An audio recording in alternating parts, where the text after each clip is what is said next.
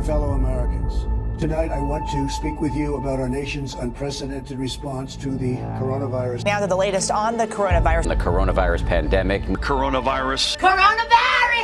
Airports have been empty for several days. I announced today that the New York City public schools will remain closed for the remainder of this school year. It's a horror story, and it'll go down in history as a horror story. I keep saying that it feels like I'm living in a Stephen King story. 1 million lives lost here in the U.S. to COVID. I would not wish this stuff on like my worst enemy at all. The epicenter in the U.S. is now clearly New York. This isn't going to get any better. America is not prepared. The nurses are not being protected.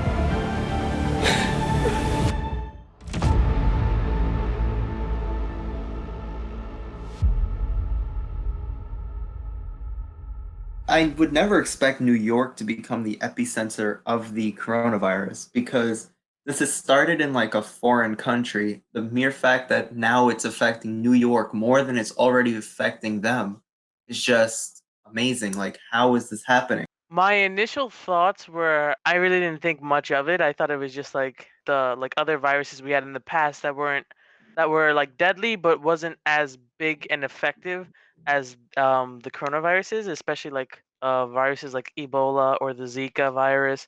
I just thought it was like another one of like the smaller viruses, but I was wrong. It's crazy because it started in like December and it's now like expanded and now it's like a whole big problem, and it all could have been prevented if Donald Trump would have like addressed it sooner.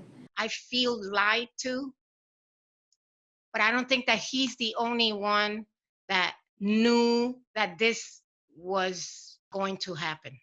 Only essential businesses will be functioning. Remain indoors to the greatest extent. I'm not going to lie. It is definitely hard to like pass the time. I usually play games to keep me distracted. If not, I'll watch like some YouTube videos or a little bit of Netflix and Hulu. I'm doing my classwork. I've also been doing painting, and I've also been doing TikToks with my little brother. I catch up on my reading. I watch a lot of Netflix, play with my cat. At 7 o'clock every day, I make a lot of noise out my window in tribute to the frontliners. Every day, it's the same thing. Right now, everyone is stuck in front of their computers all day just to do classwork. So eventually, like, it's going to drive everyone crazy. I feel fortunate that I have a roof over my head. I'm eating. So far, I'm healthy. Yes, I feel like a prisoner in my own home, and I'm taking precautions to the point of where I'm a super germaphobe. I was before, but now even more so. And that's what's keeping me inside the house, because I see the seriousness of this disease. I know it's not a way to live, but when you live by yourself, you have to take extra precautionary measures. I can say that I've definitely been more inclined to clean my hands a lot more actively per day.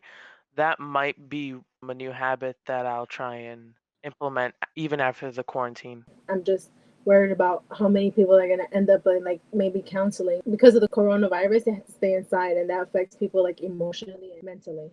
I'm just worried for the younger generation, and it breaks my heart. It breaks my heart for you guys. But I also have hopes that, you guys are the ones that are going to, prevent this from happening again. I have that hope. I really do.